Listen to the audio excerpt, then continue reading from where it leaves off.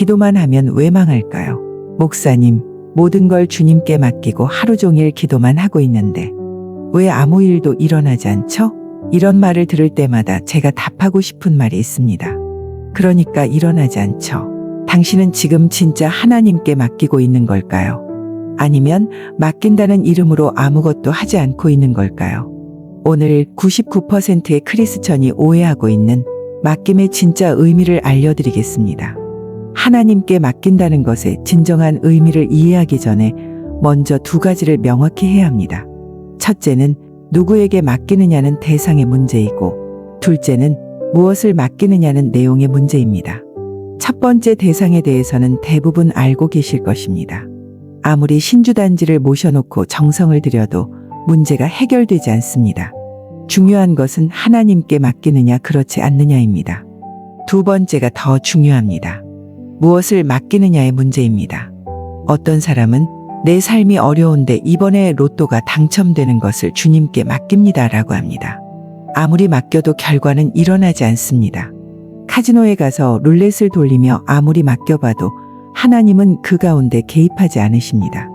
맡겨야 할 것은 우리가 주님께 받은 사명과 하나님이 우리에게 부여하신 소명입니다.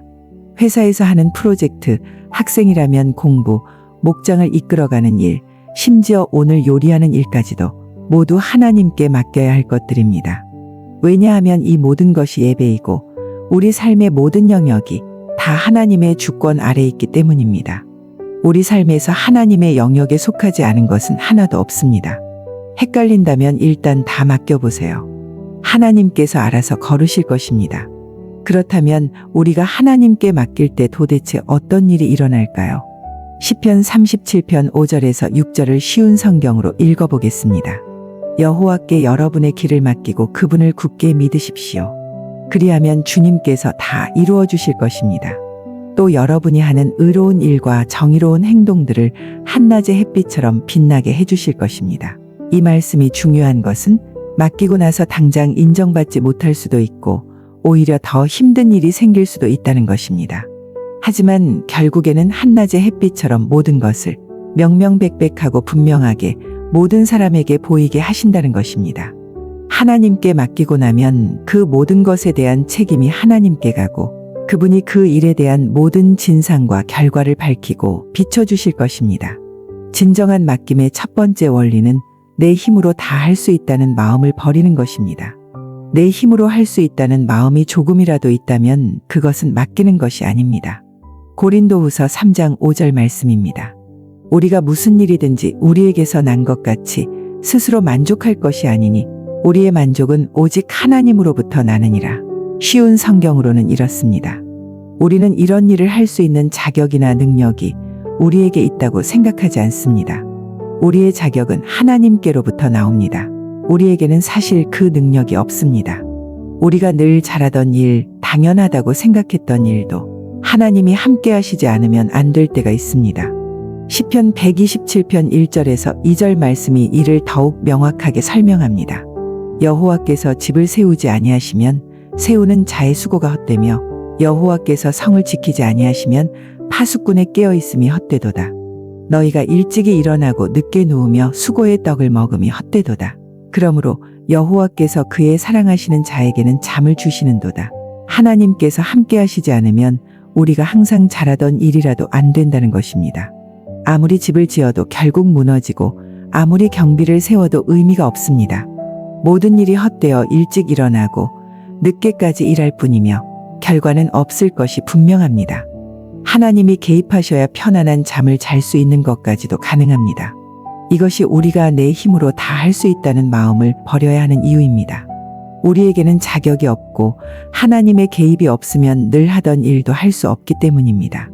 내 힘으로 할 수 없다고 인정해야 하는 이유들에 대해 알아보겠습니다. 첫 번째 이유, 우리에게 자격과 능력이 없기 때문입니다. 앞서 말씀드린 대로 우리는 스스로 무엇을 이룰 자격이나 능력이 없습니다. 우리의 만족과 자격은 오직 하나님으로부터 나옵니다. 두 번째 이유, 우리 계획대로 되지 않기 때문입니다. 잠언 16장 9절 말씀입니다. 사람이 마음으로 자기의 길을 계획할지라도 그의 걸음을 인도하시는 이는 여호와시니라. 지금 여러분이 하고 있는 일들과 위치, 직업들이 15년 전에 계획해서 온 사람은 거의 없을 것입니다. 우리가 무언가를 계획해도 1년, 2년 만에 뒤틀립니다. 사람이 계획할지라도 그 길을 이루시는 분은 여호와이기 때문에 아무리 계획을 해도 우리 계획대로 되지 않습니다. 하나님께서 그 길을 인도하시기 때문입니다. 우리는 계획을 다 정해놓지만 그 계획대로 되지 않습니다. 왜냐하면 계획은 인간이 할지라도 걸음을 인도하시는 분은 하나님이기 때문입니다. 세 번째 이유, 하나님께서 새 힘을 주시기 때문입니다. 이사야 40장 29절에서 31절 말씀입니다. 피곤한 자에게는 능력을 주시며 무능한 자에게는 힘을 더하시나니 소년이라도 피곤하며 곤비하며 장정이라도 넘어지며 쓰러지되 오직 여호와를 앙망하는 자는 새 힘을 얻으리니 독수리가 날개치며 올라감 같을 것이요 다른 박질하여도 곤비하지 아니하겠고 걸어가도 피곤하지 아니하리로다. 하나님께 맡기고 그에게 의뢰할 때 그분께서 새 힘을 주셔서 우리가 피곤하지 않고 곤비하지 않으며 쓰러지지 않게 하신다는 것입니다. 독수리같이 날개치며 올라가게 해주십니다. 맡긴다는 것의 진정한 의미에서 두 번째 핵심은 내가 아무것도 하지 않는다는 태도를 버려야 한다는 것입니다. 이것이 가장 중요한 부분입니다. 맡긴다고 해서 아무것도 하지 않으면 절대 안 됩니다. 여호수아는 이스라엘 백성을 이끌고 요단강을 건너야 했습니다. 이 일에 대해서 철저하게 하나님께 맡겼습니다. 내 힘으로 할 수 없기 때문에 하나님의 개입이 필요하다는 것을 인정했습니다. 하지만 맡기고 나서 여호수아와 백성들이 한 일을 살펴봐야 합니다. 그들은 잠을 자거나 놀고 있지 않았습니다. 하나님이 말씀하신 대로 최선을 다해서 죽을 힘을 다해 액션을 한 것입니다. 그때는 추수식이어서 요단강에 물이 가득 찰 때였습니다. 그 요단강을 건넌다는 것은 목숨을 걸고 건너야 하는 일이었습니다. 백성들을 설득하고 격려해서 강을 건너는 일은 정말 혼신의 힘을 다하지 않고서는 할 수 없는 일들이었습니다. 여호수아 3장 14절에서 16절을 보면 제사장들이 언약궤를 메고 강가에 도착하여 강물에 발을 내디뎠을 때 강물의 흐름이 그쳤다고 기록되어 있습니다. 가만히 앉아 있었던 것이 아니라 실제로 목숨을 걸고 행동을 했다는 것입니다. 요단강을 건넌 후 여리고 전쟁에서도 마찬가지였습니다. 여호수아는 나의 힘으로 할 수 없다는 마음을 갖고 하나님께 맡겼습니다. 하지만 하나님께서 하루에 한 바퀴씩 돌고 마지막 날에는 7바퀴를 돌라고 하셨을 때 총 13바퀴를 도는 것도 목숨을 걸고 죽을 힘을 다해 하는 것이었습니다. 그 어마어마한 행렬로 도는 것은 역습을 당할 가능성이 충분히 있는 위험한 일이었습니다. 여호수아서 6장의 기록을 보면 제사장들이 나팔을 불고 백성들이 고함을 질렀을 때 성벽이 무너졌다고 되어 있습니다. 가만히 있는데 하나님이 여리고를 부수신 것이 아니라 우리가 할 수 있는 최선을 다했다는 것입니다. 우리는 하나님께 맡기고 나서 우리가 할 수 있는 최선을 다해야 합니다. 공무원 시험을 준비한다면 그 시험을 하나님께 맡겨야 합니다. 내 힘으로 할 수 없다. 하나님의 개입이 필요하다. 나는 그 능력이 되지 않는다. 내가 계획할지라도 인도하시는 이는 하나님이다. 내가 맡길 때 새 힘을 주신다고 고백하면서 맡겨야 합니다. 그러나 동시에 목숨 걸고 공부해야 합니다.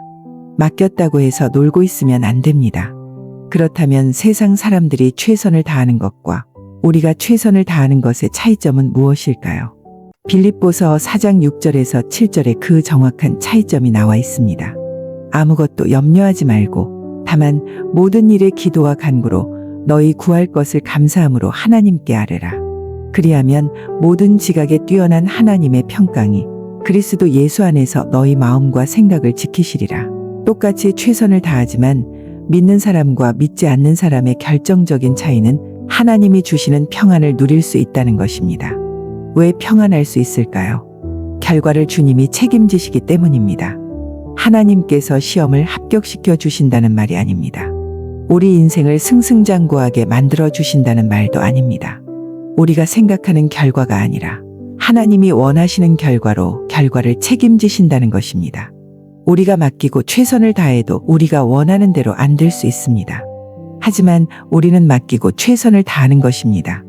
그분이 그렇게 최선을 다하는 가운데 평안함을 주시는 이유는 결국 그분이 이루시고 다 하나님의 방법대로 더 더 좋은 방법으로 이루실 것이기 때문입니다. 시편 37편 5절 쉬운 성경으로 다시 읽어보겠습니다. 여호와께 여러분의 길을 맡기고 그분을 굳게 믿으십시오.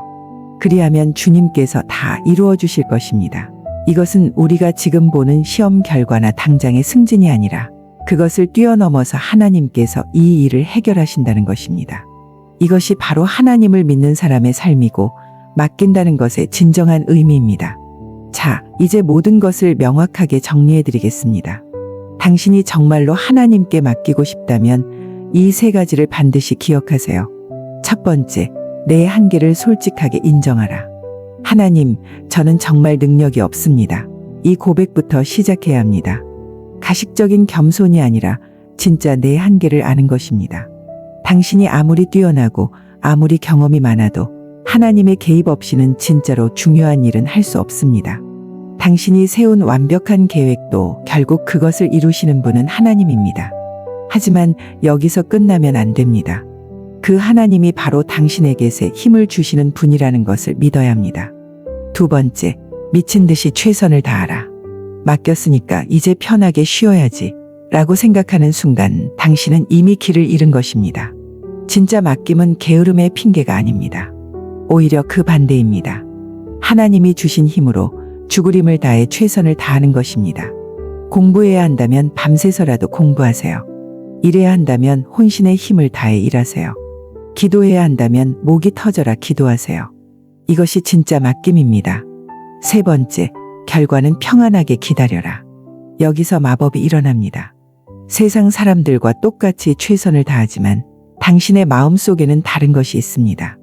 바로 평안함입니다. 왜 평안할 수 있을까요? 결과를 하나님이 책임지시기 때문입니다. 당신이 원하는 결과가 안 나올 수도 있습니다. 당신의 계획이 완전히 뒤틀릴 수도 있습니다. 하지만 걱정하지 마세요. 하나님은 당신이 상상할 수 없는 더 좋은 방법으로 더 완벽한 타이밍에 가장 선한 결과를 만들어내실 것입니다. 이것이 바로 세상 사람들과 우리의 차이입니다. 똑같이 뛰지만 우리는 전전긍긍하지 않습니다. 왜냐하면 하나님이 결국 우리를 가장 좋은 길로 인도하실 것을 알기 때문입니다.